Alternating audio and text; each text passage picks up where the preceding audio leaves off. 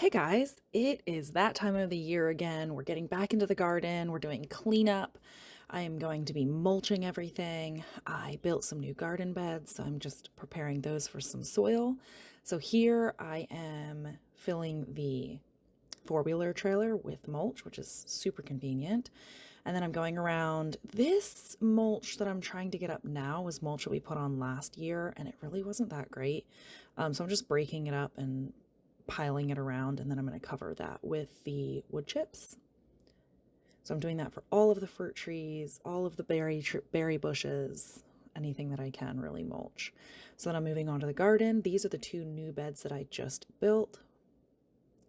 I am stuffing as much of the wood chips as I can into these holes because that is one of my least favorite things about cinder block gardening in the past is the weeds coming up through those holes, and then it is so difficult to pull up because it's so deep rooted and it's so far away. So I'm gonna do my absolute best to make sure that that does not happen this year, and any weeds that do grow in there will be easy to pull up because it's going to be such loose soil in there instead of right into the grass or into the clay, which is my soil, my native soil. So I'm just moving on to this second bed. I did these two beds shorter than the other two for a couple different reasons. I think I like the aesthetic better, just to have a couple different sizes. And that way I can also just do different things in there, and I could make two beds instead of just one. So once again, I'm just stuffing the mulch into these holes. I'm doing it about 1/2 to 3/4. I'm experimenting to see what works best. So this is a different day. We are moving on to reconfiguring the chicken coop.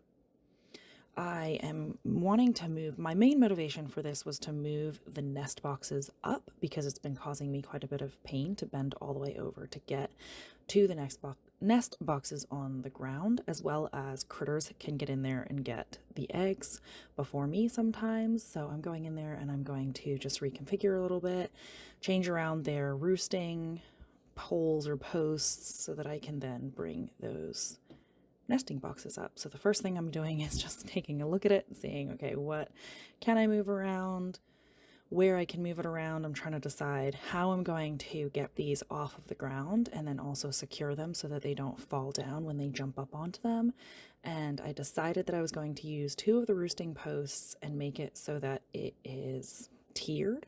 So I'm just going to collect the eggs first. This is Cinnamon. You know, I forget what her breed is. She's one of the not olive eggers, the blue Easter eggers. So you can see her eggs in there. I think I have 3 Easter eggers. I think they're called the Bluebell Prairie Easter egger or something like that.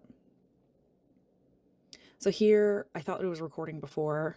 It wasn't. So I'm just you guys just kind of jumped in here, and I'm just figuring out how I can put these up so that they don't fall down, because the last thing I want is for the chickens to jump up in there and then for the whole thing to fall down. They probably never lay in it again because it wouldn't be a safe space. So I only have one shot at this to make it so that it is a safe place for them to lay and convince them of that, which can be challenging with chickens. If you move anything or change it, it takes them a little bit to realize and understand that it is still a safe place to lay their most valuable possessions, which is their eggs or chicks, or soon to be chicks in their minds. So it is important that those are secure for when they jump up on them.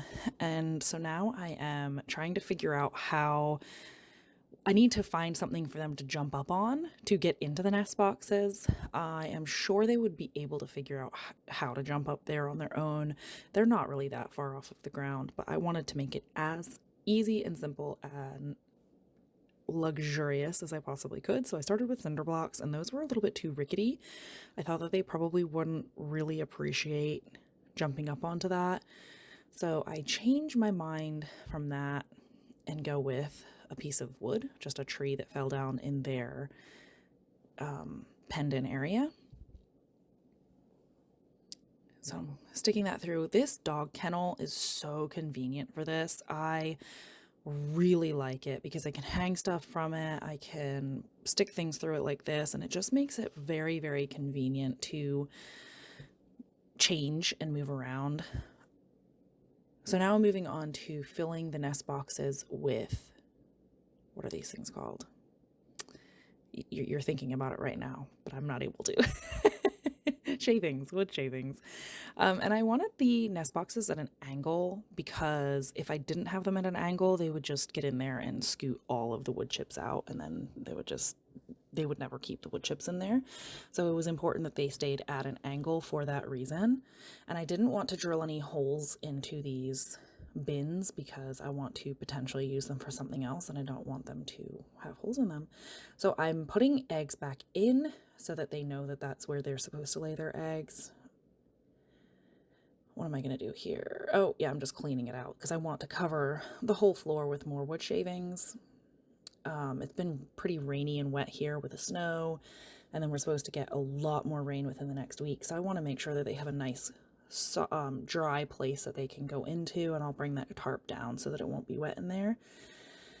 As well as it helps keep the eggs clean, especially when it's wet and raining. So I'm trying to alleviate dirty eggs as much as I can. Dirty eggs are okay, but if I can alleviate it, that would be great. I don't really love having to wash the eggs before using them. So I thought you guys would just like to watch a little bit of Chick TV here while they investigate and scratch through the wood shavings. They are convinced there's something delicious in there. There's probably not, and if there was, it's most likely long dead, but they're having fun trying, so thought you guys would enjoy seeing that. I always do. There's something about watching chickens. My husband and I got chickens for the first time many years ago, probably 12, 13 years ago, maybe even more than that. And we didn't have kids at the time, and we would just go out onto the back porch and just watch them. And so ever since, we've called it Chick TV. And it's so relaxing and just so much fun to watch them just peck around and be chickens. So here I'm giving them a nice thick layer of wood chips. Now there is a very strong possibility that they're going to choose these wood chips to lay their eggs instead of the actual nest boxes that I just did my best to make super luxurious and most inviting. I hope that doesn't actually happen, but this one is Raven. This black chicken is Raven. She's one of the oldest chickens I have at this point. She's actually the only remaining chicken from the very first video that I did. She's the one that's remaining. So she's very special to us. Her name is Raven, or Ray Ray.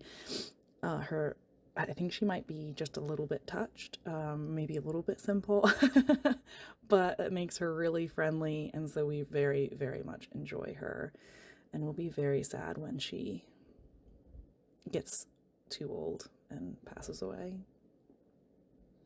So I just picked her up and put her in the new nest box just so she could check it out, and hopefully it would lure other chickens up there to say, hey, what are you doing up there? And it does. One of the red ones gets up there and does exactly what I was hoping. Where Raven being up there was interesting enough for her to at least get up there and investigate it. Now I'm just refilling their food bin. This is just a big trash can that my neighbor drilled holes into and put these little head slots into, and this thing has been amazing. It has been one of the best chicken paraphernalia that I have gotten, and we just got it from the neighbor. They were using it and then got rid of their chickens, and they gave it to us, and I'm so grateful for it. It is one of my most favorite chicken things that we've gotten.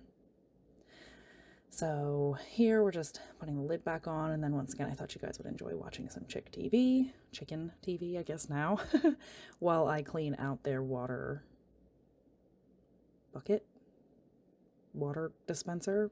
What is that thing called? Once again, it's in your mind right now, maybe. My mom taught me a really great trick is to have get some pine needles, and clean out their water. That way, I mean, it's just right there all the time. I used to have a brush. Actually, my mom took it from my kitchen, which I was not super excited about. She took it from my kitchen to do this, and obviously she wasn't planning on bringing it back inside, and she was like, I'll get you another one. I was like, Mom, I use that every day. But I don't know where it went. It ran away or got thrown away. I'm not sure, but a good handful of either straw or, in my case, pine needles works really well as a scrub brush, and it's always there. The chickens have lots of pine trees above them, so pine needles are always falling down in this area. So we're just rinsing it out, and they are very excited about that food that I put in there. Although they've been getting lots of chicken scraps and stuff, and you'll see some of their bums look a little like they have diarrhea, and it's just because I gave them so much kitchen scraps in such a short period of time, and that can happen with your chickens. If you're giving them more table scraps or chicken scraps, you'll notice that they can potentially get diarrhea, and that is most likely why. If nothing else is presenting as wrong, that's most likely what it is. It's just rich. It's just very different than what they are used to in this pelleted form of chicken feed. It's not really anything to worry about. At least it hasn't been for me. I tell Courtney all the time that I break all the chicken rules. I put things in there that technically they're not supposed to eat. They lay in the winter. I break all the chicken rules, and I guess all my chickens break all the chicken rules too.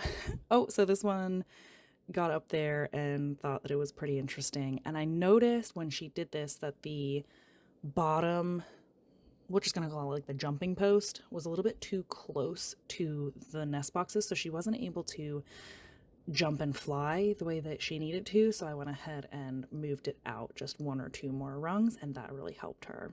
So then I catch her. I think this was the same chicken. It might not. There's 3 that look like this. She was like, what are you doing? That wasn't me. You got the wrong person, man. And this one was offended that I ruffled her feathers. So she gets down. All right, and here it is all finished, at least for now. This type of thing is oftentimes tweaked as we go along, as I see that they are struggling in a certain way. Actually, I think I went in and redid one of the roosting posts because I noticed that they weren't able to get up. It was too far from one to the other, so I went ahead and reconfigured that. So this could change just little bits here and there just to make sure that it is working the best that it can for them and for me. But as of right now, this is finished, and I tied that first one to there, and then that one just stayed there, so I just left it. I didn't even bother tying it. And then I stepped away, and sure enough, they started to investigate this whole situation. The red one, this red one with the beard, her name, she's one of the blue egg layers, and her name is Greta or Glenda. It kind of is fluid back and forth, I think, just because she has the beard. I think she looks like a Greta or a Glenda.